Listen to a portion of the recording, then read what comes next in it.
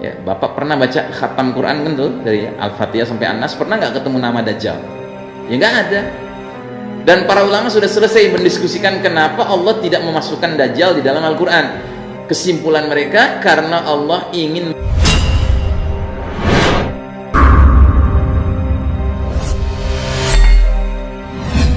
sebagaimana pernah kita jelaskan, alamatus sa'ah, tanda-tanda kiamat itu terbagi dua.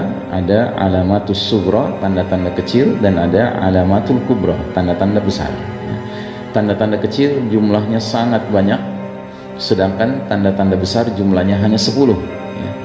Dan khurujud Dajjal, keluarnya Dajjal, termasuk tanda-tanda besar, termasuk 10 tanda besar. Sebagaimana yang kita ketahui dari hadis riwayat Imam Muslim, Nabi menyebutkan ke-10 tanda tersebut dengan menjelaskan bahwa ada ad-dabah atau ad-dukhan, kabut asap menyelimuti planet bumi kita ini. Kemudian ada Dajjal, yaitu manusia yang ditakdirkan Allah menjadi a'zamul fitnah, fitnah yang paling dahsyat sepanjang zaman. Kemudian ada dabbatul ard, binatang melata yang keluar dari perut bumi dan nantinya bertugas untuk memberi tanda siapa orang beriman, siapa orang kafir. Kemudian ada tulu isyamsi min maghribiha, terbitnya matahari dari tempat terbenamnya, yang menjadi tanda di langit bahwa pintu taubat sudah tertutup.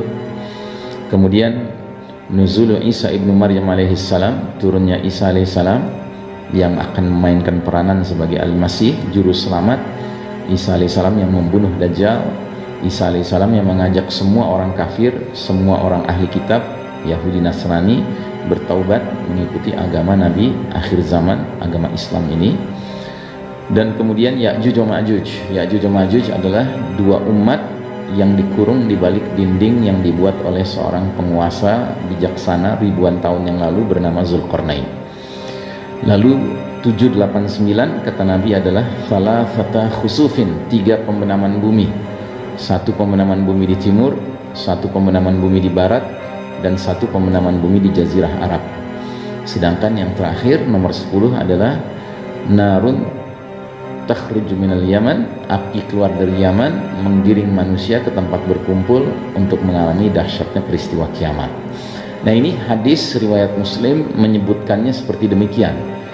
Tetapi para ulama kemudian hanya bersepakat pada tanda besar nomor 10, yaitu api keluar dari Yaman, sebagai tanda yang paling akhir munculnya.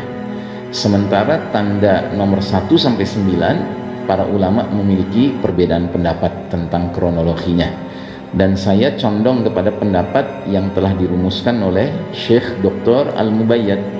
Al-Mubayyad ini seorang penulis kitab yang sangat fenomenal, kitab ini, dan saya sangat menganjurkan kita membaca kitab ini karena kitab ini saya nilai merupakan kitab tentang ilmu akhir zaman yang paling komprehensif dan paling up to date.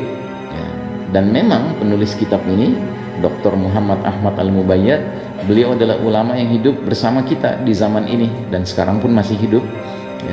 Dan kelebihan dari kitab ini ditulis oleh seorang ulama yang hidup di zaman ini sehingga dia kenal betul dengan kondisi dunia sekarang ini. Kebanyakan kitab-kitab para ulama kita yang kita sebut ulama salaf, ulama terdahulu, mereka tidak hidup bersama kita di zaman ini. Mereka hidup di zaman yang berbeda dengan zaman kita sekarang. Nabi pernah mengatakan dalam sebuah hadis, 10 tanda besar itu seperti manzumat, seperti biji-biji marjan yang diikat, bagian tengahnya ada lubangnya, ditaruh tali atau benang, kemudian diikat, terus dibuat simpul di bawahnya, maka dia diam. Nah, bila 1 biji itu jatuh karena simpulnya dibuka atau digunting benangnya, maka biji-biji berikutnya akan jatuh dengan cepat mengikutinya. Baik, nah jadi saudaraku rahimakumullah, pertanyaan selanjutnya yang sangat penting juga adalah Al-Masihud Dajjal merupakan fitnah paling dahsyat sepanjang masa, sepanjang zaman. Lalu makhluk seperti apa dia? Ini pertanyaan harus kita jawab, tapi kita menjawabnya tidak boleh menggunakan akal-akalan kita, Pak. Karena apa? Nggak sampai akal kita. Dajjal ini termasuk al-ilmu anil ghaib, ilmu tentang perkara yang gaib. Sedangkan perkara yang gaib yang tahu siapa? Allah saja atau rasul-rasul yang Allah ridai. sebagaimana disebutkan dalam surat Al-Jin ayat 26-27. Allah yang maha mengetahui perkara yang gaib, tidak ada yang mengetahui perkara yang gaib kecuali Allah dan Rasul-Rasul yang Allah ridai. Jadi kalau mau tanya tentang Dajjal, makhluk seperti apa, kita harus nanyanya ke Allah atau ke Rasul. Pengertian nanya ke Allah tuh buka Quran, pengertian nanya ke Rasul buka hadis, ya. Nah, para ulama kita sudah selesai membuka Quran, membongkar Quran dari zaman dulu tentang Dajjal ini, dan ternyata kesimpulan mereka sama sekali tidak ada disebut-sebut Dajjal dalam Al-Quran. Nah, ya, ya, Bapak pernah baca khatam Quran kan tuh, dari Al-Fatihah sampai An-Nas, pernah nggak ketemu nama Dajjal? Ya nggak ada. Dan para ulama sudah selesai mendiskusikan kenapa Allah tidak memasukkan Dajjal di dalam Al-Quran. Kesimpulan mereka karena Allah ingin menghina Dajjal. Jadi Dajjal itu terlalu hina untuk dimasukkan ke dalam kitab suci Al-Quran. Tapi ada satu ayat yang mengisyaratkan tentang Dajjal secara tidak langsung, yaitu surat Al-An'am 158. Bunyi ayatnya, yang mereka nanti-nanti tidak lain hanyalah kedatangan malaikat kepada mereka untuk mencabut nyawa mereka, maksudnya kematian, datangnya malaikat maut, atau kedatangan Rabbmu, maksudnya nanti di hari berbangkit kita akan melihat Allah Ta'ala, ya, atau kedatangan sebagian tanda-tanda Rabbmu, ya, dalam bahasa aslinya au ya'tiya ba'du ayati rabbika, ya, atau kedatangan sebagian tanda-tanda Rabbmu. Pada hari datangnya sebagian tanda-tanda Rabbmu, tidaklah bermanfaat lagi iman seseorang bagi dirinya yang belum pernah beriman sebelum itu. Jadi kalau tanda-tanda Allah itu sudah muncul, maka orang yang sebelumnya nggak pernah beriman nggak akan manfaat sama sekali buat dia, ya, imannya, dia akan celaka. Yang kedua, atau dia belum pernah mengusahakan kebaikan dalam masa imannya. Dia muslim tapi nggak pernah berbuat amal soleh, nggak pernah berbuat amal ibadah. Yang dia lakukan justru amal maksiat terus menerus, ya.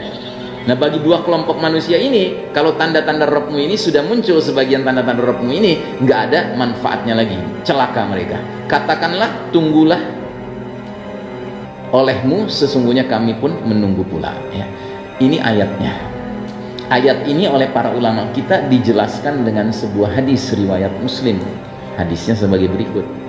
Dalam hadis ini dikatakan Rasulullah SAW bersabda, ada 3 perkara, ya, 3 tanda Rabbmu yang apabila sudah keluar niscaya tidak bermanfaat iman seseorang yang belum pernah beriman sebelum itu, atau dia belum pernah mengusahakan kebaikan dalam masa imannya.